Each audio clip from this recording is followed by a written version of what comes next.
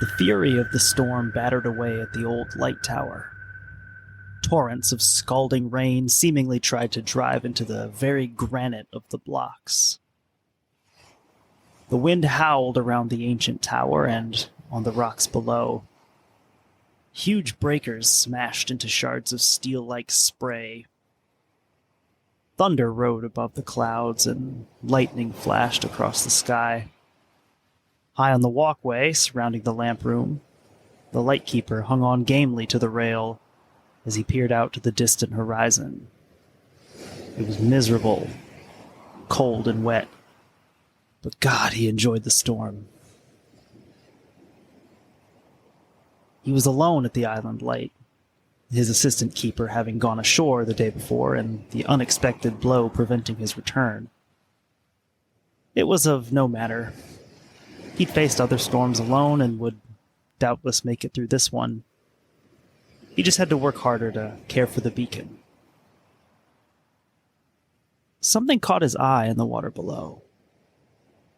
It was just a spark of movement, but it was out of harmony with the storm. There it was again, about 50 yards out, just beyond the surf. Incredibly, it was a man clinging desperately to a wooden hatch cover. Periodically, a wave would sweep over him, but when it passed, he was still doggedly hanging on. Inexorably, he was being driven toward the rocky shore. There was only one chance in 1,000 that he would survive the rocks. Quickly, the keeper ran down the winding tower steps. He had to be there to help, just in case. Carefully, the keeper worked his way down the slippery rocks, getting as close to the wild surf as he dared. The man was still visible, still clutching the hatch cover, when a quick succession of larger waves, maybe the infamous Three Sisters, bore down upon the poor soul. The keeper knew that the man was a goner.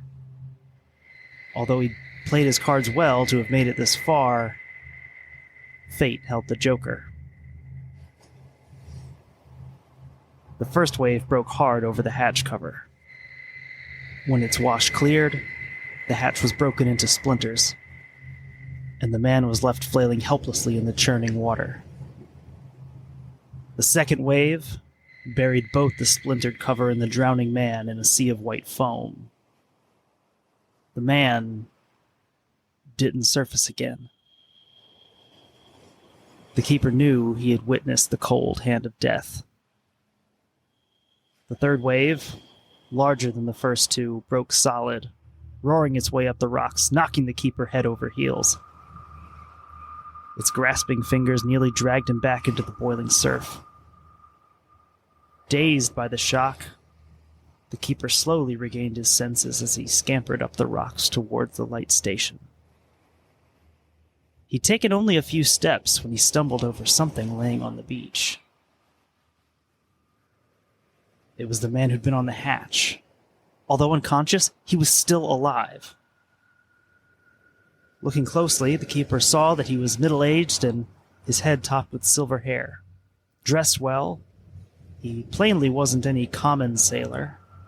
Maybe he was a captain or even an owner. Whoever he was a lucky soul indeed. When the keeper bent down to start to drag him to the lighthouse in warmth, he noticed something else. Around his waist was a fat money belt. Curious, the keeper opened the belt and found more money than he had ever seen. He also thought of his own hard struggle to make a living, the difficult work of keeping a light on this lonely, forsaken island, his wife and children ashore that he only got to see on his few days off. It just wasn't fair. This man, who would surely soon be dead from his injuries, had so much. And he had so little.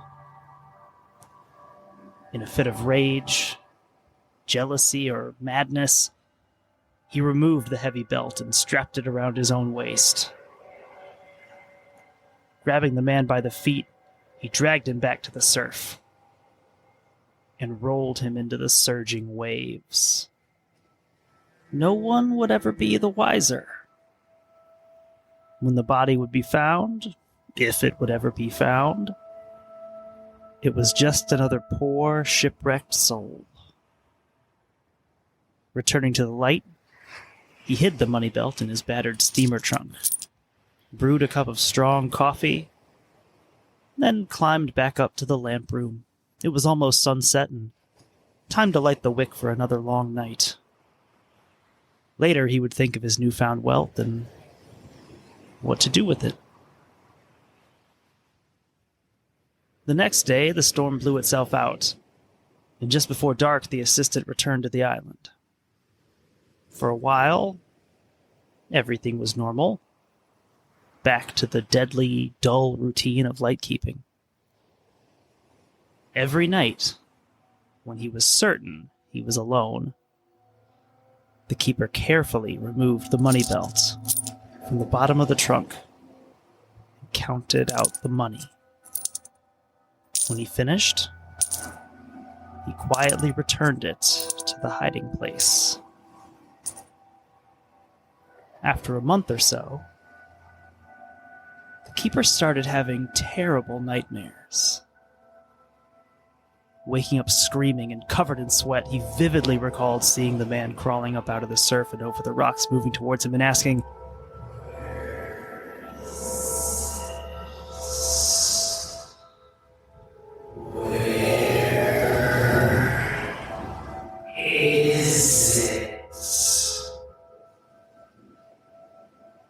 Fearful of sleep and his terrible dreams, he fought against it constantly. Rest was not his to have. He also began to see things that no one else admitted seeing. Sometimes at night, when he was high in the tower, he saw the ghostly image of the shipwrecked man moving slowly along the rocks, as if it were looking for something. When he pointed the figure out to his assistant, the man said he saw nothing.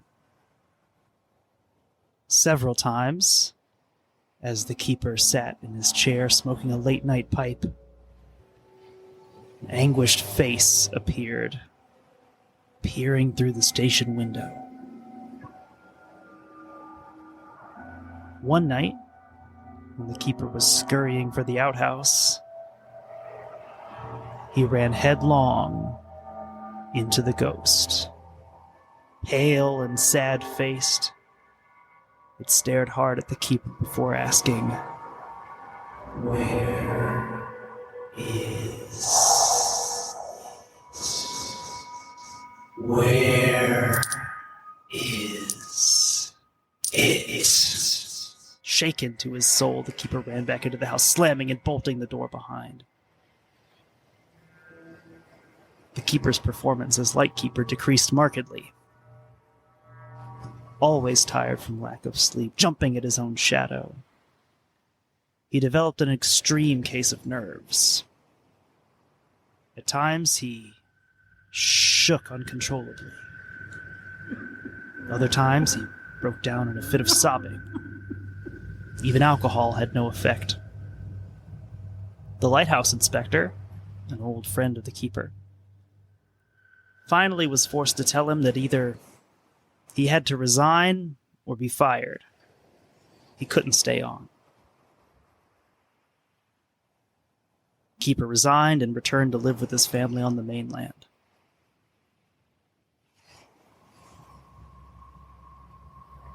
The change in scenery did him no good. The terrible dreams came every night, and his health continued to deteriorate. He ate almost nothing. He never left the house after dark, and insisted that all the shades be drawn when the sun went down. Day by day, night by night, his face grew more gaunt and his hollow eyes became deep pits of bottomless black. Finally, sick and fevered, he couldn't even leave his bed. When his final day came, his family dutifully gathered around, waiting for the end. Overcome by guilt, the keeper closed his eyes and slowly began to speak in a low, barely audible whisper, relating his sad tale. The eyes of those in attendance were all riveted on the dying man. Those present, who knew him so well in better days, were unable to believe what was being said. When the dying keeper finished speaking, he opened his eyes and gave a fearful scream. Standing at the foot of the bed, for all to see, was the ghost of the shipwrecked man. Gray, like a wraith, it transfixed everyone in the room. Talking in a thick, hoary voice, it asked, "Where is it? Where is it?" The only answer was the keeper's death rattle. In an instant, the apparition vanished, as if it had never been there. All that remained was a puddle of water on the wooden floor. The stain of that water remained as long as the house stood. The story doesn't end here.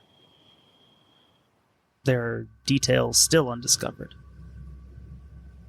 The name of the keeper and his light, the identity of the survivor and his vessel are all still unknown and can't definitely be determined. At this late date, the true details will probably always remain shrouded in mystery. What happened to the money is also unknown.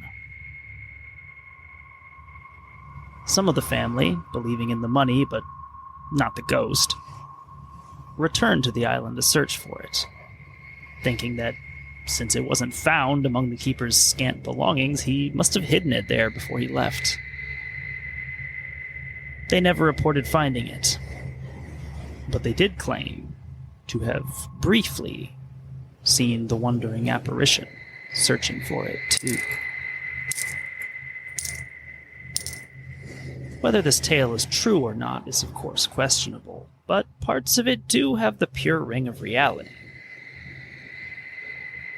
For obvious reasons, family members conspired to keep it quiet. There was no reason to spread the shame of murder and theft.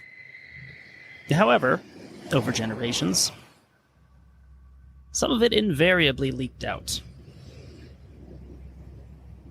It's speculated that the lighthouse itself is almost all gone, abandoned by the government when shipping patterns changed and new facilities were built. Later ravaged by vandals, little enough of it remains today to provide even a faint image of its old glory. But on the rocky beach, when the storm waves roll hard and fast and the wind screams high, there are those who say the restless spirit still walks, looking,